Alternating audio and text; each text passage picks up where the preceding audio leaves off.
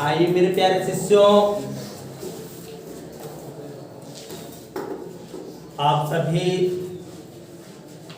पर कंठ की देवी मां सरस्वती की कृपा बरसती रहे। दोस्तों, केमिस्ट्री का यह लास्ट चैप्टर है, फर्स्ट पेपर का लास्ट चैप्टर। लास्ट चैप्टर का आज आप पढ़ेंगे एक छोटा सा और अहम टॉपिक है दोस्तों। जैसे कोई बड़ी परीक्षा दिए जाओगे, सपोज करिए नीट की हो गई या MLR की हो गई या इंजीनियरिंग की हो गई, तो वहां पर IUPAC की आपके 18 प्रश्न के आसपास देता है और सभी प्रश्न वहां पर 5-5 नंबर के रहेंगे। जितने आप बड़े प्रश्न देंगे उतने ज्यादा नंबर के रहते हैं। तो उन प्रश्नों को आज हम लोग जो है IUPAC पर एक नजर डालेंगे दोस्तों।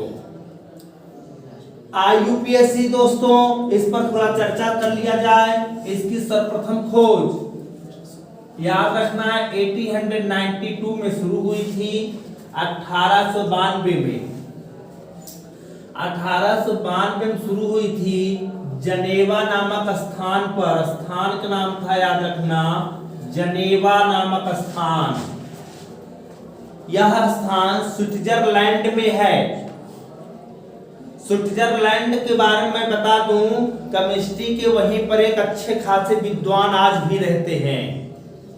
केमिस्ट्री के विद्वानों का गढ़ है स्विट्जरलैंड। और याद रखना, स्विट्जरलैंड विश्व का एक ऐसा देश है जो कभी भी युद्ध में नहीं भाग लिया।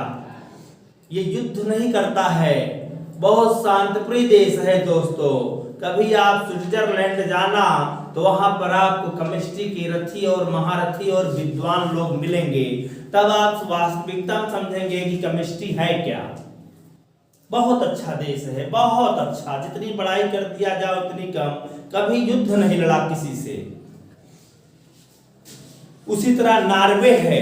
नॉर्वे भी बहुत शांतिप्रिय देश है और 1892 में इसकी खोज हुई। इसका पहले नाम जनेवा नामक स्थान पर हुई थी, इसलिए याद रखना इस पद्धति को सर्वप्रथम जनेवा पद्धति के नाम से इसका नाम दिया गया। चूंकि जनेवा नामक स्थान पर हुई थी इसकी खोज, इसलिए जनेवा नामक स्थान पर खोज होने के कारण जनेवा पद्धति नाम पड़ा।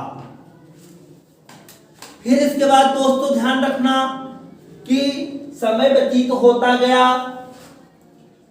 केमिस्ट्री के महारथी और रथी इस बात को बताया, कहा कि जनेवा कोई एक विशेष नाम नहीं है, उससे केवल एक स्थान का विकास होगा।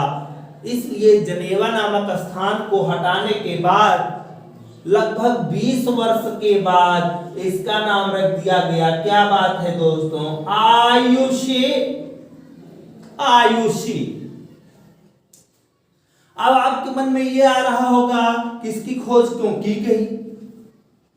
दोस्तों, दुनिया में, विश्व में बहुत सारे केमिस्ट्री के विद्वान एकत्रित हुए और उन्होंने कहा कि सबसे तेज अगर संख्या किसी की बढ़ रही है तो वह सिर्फ कार्बन है। कार्बन परमाणु, कार्बन अणु, कार्बनिक यौगिक बहुत तेजी से बढ़ रहे हैं। आज भी आप देखिए कार्बन बहुत तेजी से बढ़ रहा है। कार्बन की संख्या को बढ़ते हुए विद्वत जनों ने इस बात पर अपना दिमाग और ध्यान केंद्रित किए कि इसका कम से कम नामकरण कर दिया जाए। इसलिए यौगिकों का नामकरण करने के लिए याद रखना IUC की खोज हुई। इसका पूरा नाम इंटरनेशनल यूनियन केमिस्ट। इंटरनेशनल माने अंतरराष्ट्रीय, यूनियन माने संघ, सी माने केमिस्ट, अंतरराष्ट्रीय संघों का एक रसायन विषय विशेषज्ञ इसका नाम पड़ा। इससे क्या हुआ कि हमेशा सी का नाम चलता रहेगा। जनेवा से सी का नाम खत्म हो जाएगा, विलुप्त हो जाएगा। और सी के साथ साथ इंटरनेशनल भी चलता रहेगा, अंतरराष्ट्रीय।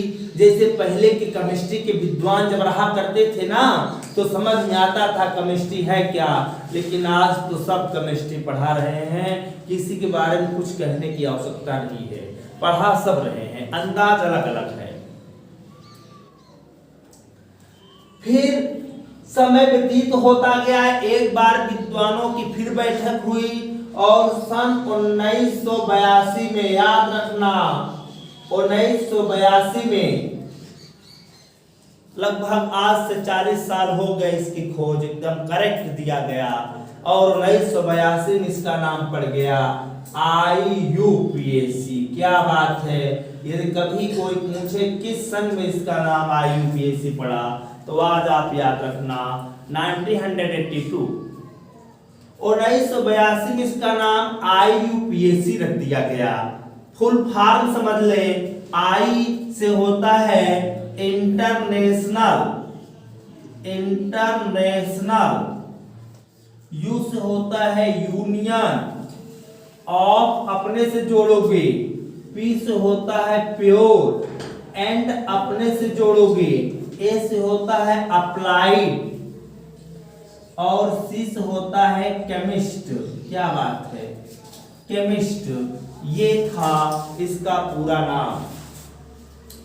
1982 में इसका नामकरण कर दिया गया और इसका नाम रख दिया गया International Union of Pure and Applied chemist.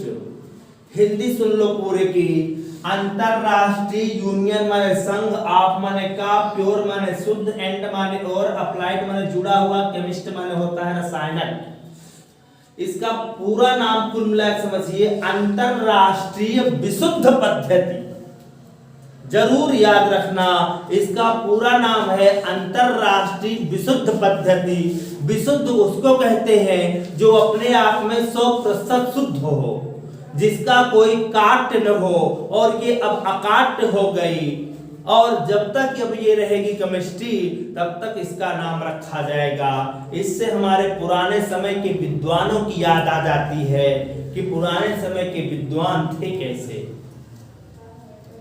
वो कहते थे कि let not ambition mock their useful toys, their homely joys and destiny obscure, nor grandeur hear with disdainful smile. कुछ लाइन नहीं याद है, nor grandeur hear with disdainful smile. मान लीजिए अगली लाइन याद नहीं है क्योंकि बहुत पुरानी कविता थी। Let not ambition mock their youthful toil, their homely joys and destiny of secure, nor grandeur here with disdainful smile, the simple and announce of the poor।